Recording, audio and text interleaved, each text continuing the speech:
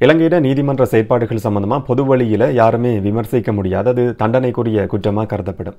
முன்னாள் பாராளுமன்ற உறுப்பினர் ரஞ்சன் ராமநாயக்க சிறை தண்டனை அனுபவிக்க வேண்டிய சூழல் உருவானதுக்கும் அதுதான் மிக முக்கியமான ஒரு காரணம்.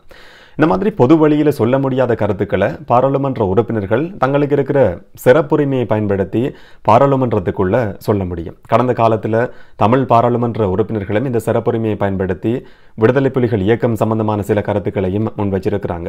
பொது வழியில பேச முடியாது, பாராளுமன்றத்துக்குள்ள பேச முடியும், சட்ட நடவடிக்கையும் எடுக்க முடியாது. இந்த சிறப்புரிமையை பயன்படுத்தி கொண்டு நீதியமைச்சர் விஜயதாச ராஜபக்சவே நீதியமைச்சராக இருக்கிறவரே நீதிமன்ற செயற்பாடுகள், அந்த கட்டமைப்பில் இருக்கிற குளறுபடிகள், நீதிபதிகளுடைய சில செயற்பாடுகள் சம்பந்தமான ஒரு சர்ச்சைக்குரிய கருத்தை முன் வச்சிருக்கிறாரு. நீதிபதிகள் எப்படி செயற்படுறாங்கன்னு சொல்லி சில உதாரணங்களையும் அவர் முன் வச்சிருக்கிறார். அதுக்கான ஆவணங்களையும் பாராளுமன்றத்தில் நீதியமைச்சர் விஜயதாச ராஜபக்சவே சமர்ப்பிச்சிருக்கிறாரு. ஒரு உதாரணம், 20 கோடி ரூபாய் விஸ்கி காணாம போன வழக்கு சம்பந்தமான சில தகவல்கள் அவரால் முன்வைக்கப்பட்டிருக்கு.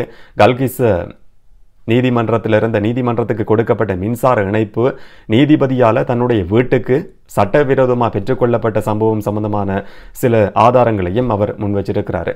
பொது வழியில் எப்படி நீதிமன்ற செயற்பாடுகளை விமர்சிக்க முடியாதோ சோசியல் மீடியாலையும் விமர்சிக்க முடியாது. அதனால நீதியமைச்சராக இருக்கிற விஜயதாச ராஜபக்ச சிங்களத்தில் சொன்ன கருத்துக்களை தமிழில் இந்த காணொலியில் பார்க்க போகிறோம். விளக்கமாக பார்க்கலாம். வணக்கம், நான் கிருஷாந்த் ராஜன். இலங்கையில் நீதிபதிகளுக்கு பதவி உயர்வு கொடுக்கறது சம்பந்தமா சில நடைமுறைகள் இருக்கு. அது எப்படித்தான் நடக்கணும்ன்றதுக்கான சில சட்ட ஏற்பாடுகள் இருக்கு. இந்த சட்ட ஏற்பாட்டுக்கு அமைய உயர் நீதிமன்ற நீதியரசர்களை நியமிக்கிறதுக்கான அதிகாரம் அரசியலமைப்பு பேரவை என்று சொல்லப்படுற பாராளுமன்றத்துக்கு உள்ள இருக்கிற ஒரு சபைக்கு கொடுக்கப்பட்டிருக்கும். இதுல சபாநாயகர், ஜனாதிபதி, பிரதம நீதியரசர் இந்த மாதிரியான நபர்கள் உள்ளடக்கப்பட்டிருப்பாங்க. இவங்களுக்கு எதிராக உயர் நீதிமன்றத்தால அண்மையில ஒரு மிக முக்கியமான இடைக்கால தடை உத்தரவு பிறப்பிக்கப்பட்டிருந்தது. இதுக்கு மிக முக்கியமான காரணம் என்னன்னு சொன்னா, மேன்முறையீட்டு நீதிமன்ற நீதிபதியா இருக்கிற பந்துல கருணாரத்ன பதவி உயர்வுக்கு விண்ணப்பிக்கிறாரு. அதுக்கு அனுமதி கொடுக்க வேண்டியது இந்த அரசியலமைப்பு பேரவையினுடைய கடமை. நிராகரிக்கவும் முடியும், அனுமதி கொடுக்கவும் முடியும். அந்த அனுமதியை அரசியலமைப்பு பேரவை கொடுக்காம நிராகரிக்கிறாங்க.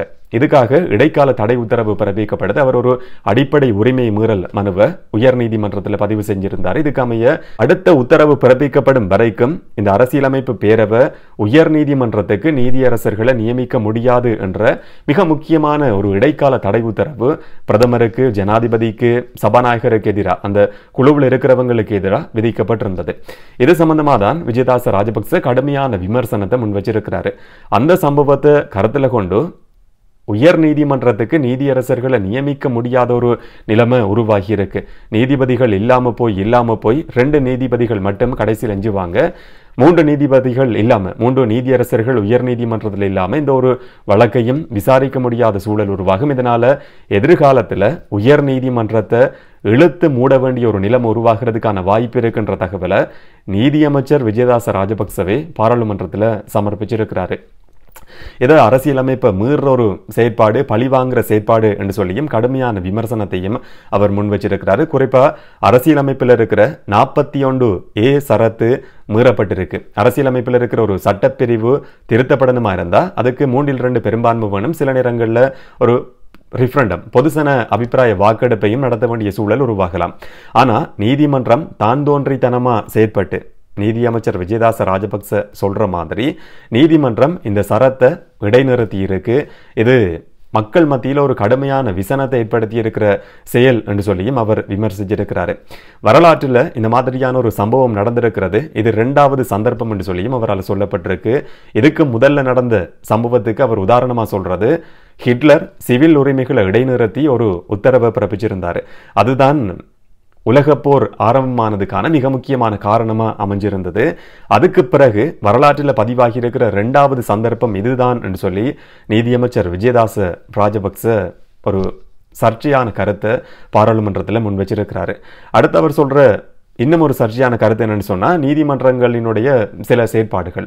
ஒரு நீதிமன்றத்தில் ஒரு உத்தரவு பிறப்பிக்கப்படுது, இன்னும் ஒரு நீதிமன்றத்துக்கு அந்த வழக்கு கொண்டு போகப்பட்டதுக்கு பிறகு அங்க இருக்கிற நீதிபதிகள் வித்தியாசமான உத்தரவை பிறப்பிக்கிறாங்க.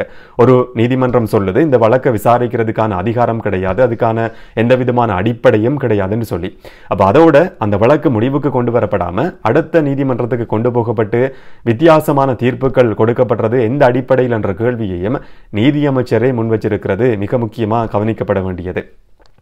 இது மட்டும் இல்லாம இந்த மாதிரியான செயற்பாடுகள் சம்பந்தமா அரசாங்கமும் நீதியமைச்சரும் கடுமையான விமர்சனத்தை எதிர்நோக்க வேண்டிய சூழல் உருவாகி இருக்குன்னு சொல்லியும் அவரால் சொல்லப்பட்டிருந்தது. அவர் சுட்டிக்காட்டுற இன்னும் ஒரு மிக முக்கியமான உதாரணம் இருக்கு என்னன்னு சொன்னா, கல்கிஸ்ஸ நீதிமன்றம் சம்பந்தமான சில தகவல்கள். கல்கிஸ்ஸ நீதிமன்றத்துக்கு மின் இணைப்பு கொடுக்கப்பட்டிருக்கு, அதுக்கு பக்கத்துல நீதிபதியோட வீடும் அமைஞ்சிருக்கு.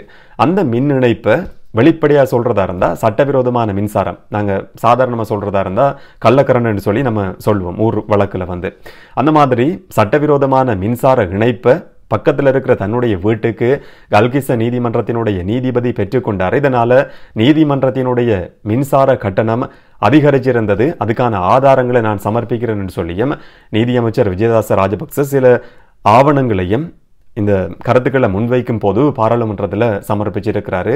இதுவும் மிக முக்கியமான ஒரு விஷயம். மின்சார கட்டணம் மட்டும் கிடையாது, நீதிமன்றத்துக்கு கொடுக்கப்பட்ட குடிநீர் இணைப்பும் கூட வேற குழாய்கள் பொருத்தப்பட்டு அந்த வீட்டுக்கு வேற வகையில பெற்றுக்கொள்ளப்பட்டிருக்கு, நீர் கட்டணமும் அதிகரிச்சிருக்கு என்ற காரணத்தையும் அவர் முன்வச்சிருந்தார்.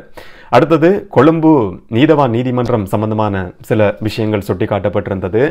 20 கோடி ரூபாய் பெறுமதியான விஸ்கி, இது வழக்கு சான்று பொருள், ஏதோ ஒரு வழக்கு சம்பந்தமாக கைப்பற்றப்பட்டு விசாரணைக்காக வைக்கப்பட்டிருக்கிற வழக்கு சான்று பொருள் 20 கோடி ரூபாய் பெறுமதியான விஸ்கி. அந்த களஞ்சிய சாலையிலிருந்து இது காணாம போயிருந்தது என்ற ஒரு வழக்கு பதிவு செய்யப்பட்டிருந்தது. அரச ரசாயன பகுப்பாய்வாளர் நடத்தின விசாரணைக்கு பிறகு அதுல சில மிக முக்கியமான விஷயங்கள் வெளிவருது. இது பூட்டு உடைக்கப்பட்டு திருடப்பட்ட சம்பவம் கிடையாது, திறப்பை பயன்படுத்தி பூட்டை திறந்து அதுக்குள்ள இருந்த 20 கோடி ரூபாய் விஸ்கியை சிலர் எடுத்திருக்கிறாங்க, இல்லாட்டி இன்னும் சொல்ல போனா திருடி இருக்கிறாங்கன்ற செய்தி தகவல் அரச ரசாயன பகுப்பாய்வாளர் விசாரணையில தெரிய வந்திருந்தது. இது எப்படி சாத்தியமாக முடியும் என்ற கேள்வியையும் நீதியமைச்சரை பாராளுமன்றத்தில் முன் வச்சிருக்கிறாரு. அடுத்து இந்த போதைப்பொருள் கடத்தல் வழக்குகளை விசாரிக்கிற நேரத்தில் நீதிமன்றங்கள் கொடுக்கிற தீர்ப்பு சம்பந்தமாகவும் நீதியமைச்சருக்கு திருப்தி கிடையாது. ஹெரோயின், கஞ்சா, வேற வேற போதைப் பொருட்கள் அது எவ்வளவு தொகையை வச்சிருந்தாலும் கூட வெறும் 1000 ரூபாய் அபராதம் விதிக்கப்பட்டு அந்த நபர்கள் எப்படி பிணையில விடுவிக்கப்படலாம் என்ற கேள்வியையும் நீதியமைச்சரை முன்வச்சிருக்கிறதும் மிக முக்கியமான ஒரு விஷயம். இந்த மாதிரி இலங்கையினுடைய நீதித்துறைன்றது வலுவிழந்ததுக்கு ஒரு சர்ச்சையான நிலைமை எதிர்நோக்கி இருக்கு. இதுக்கு மிக முக்கியமான காரணம் நீதிச்சேவை ஆணைக்குழுவில் இப்ப இருக்கிற செயலாளர் தான் என்ற குற்றச்சாட்டையும் அவர் முன்வைக்கிறாரு. என்று சொன்ன நீதிச்சேவை ஆணைக்குழுவில் இருக்கக்கூடிய செயலாளருடைய பதவிக்காலம் 3 வருஷமா இருக்கும். ஆனா இப்ப இருக்கிற செயலாளர் 9 வருஷங்களா தொடர்ச்சியா மாறி மாறி பதவி நீடிப்பு பெற்றுக்கொண்டு பதவியில் இருக்கிறாரு. தனக்கு விருப்பமான நீதிபதிகளுக்கு நிறைய சலுகைகள் கொடுக்கப்படுது, வெளிநாட்டு பயணங்கள் கொடுக்கப்படுது, புலமை பரிசில் கொடுக்கப்படுது. தான் விரும்பின நபர்களுக்கு மட்டும் நீதிச்சேவை ஆணைக்குழுவினுடைய செயலாளர் இந்த மாதிரியான சலுகைகளை கொடுத்து வராரு. இதுதான் இந்த நீதித்துறை கட்டமைப்பு செயலிழந்திருக்கிறதுக்கான ஒரு மிக முக்கியமான காரணம் என்ற குற்றச்சாட்டையும் கூட நீதியமைச்சர் விஜயதாச ராஜபக்சவே பாராளுமன்றத்தில் முன்வச்சிருக்கிறாரு. நான் முதலே சொன்ன மாதிரி பொது வழியில நீதிமன்றத்தினுடைய செயற்பாடு சம்பந்தமா சாதாரண நபர்களா இருக்கலாம், அரசியல்வாதிகளா இருக்கலாம், யாருமே விமர்சிக்க முடியாது, அந்த மாதிரியான கருத்துக்களை சொல்ல முடியாது. இந்த காணொளியில இதுவரைக்கும் நான் சொல்லியிருக்கிற எல்லா தகவல்களும் சிங்களத்துல விஜயதாச ராஜபக்ச பாராளுமன்றத்தில் சொன்ன கருத்துக்களை தான் தமிழ்ல சொல்லியிருக்கிறேன். அவருக்கு இருக்கிற பாராளுமன்ற சிறப்புரிமையை பயன்படுத்தி இந்த மாதிரியான விமர்சன ரீதியான கருத்துக்களை முன்வச்சிருந்தாரு. இதை தமிழ் மக்களும் தெரிஞ்சு கொள்ளணும்ன்றதுக்காக தமிழ் மொழியில அந்த கருத்துக்களை நான் உங்களுக்கு சொல்லியிருக்கிறேன். இன்னும் ஒரு காணொளியில் இன்னும் ஒரு தகவலோட சந்திக்கலாம். வணக்கம்.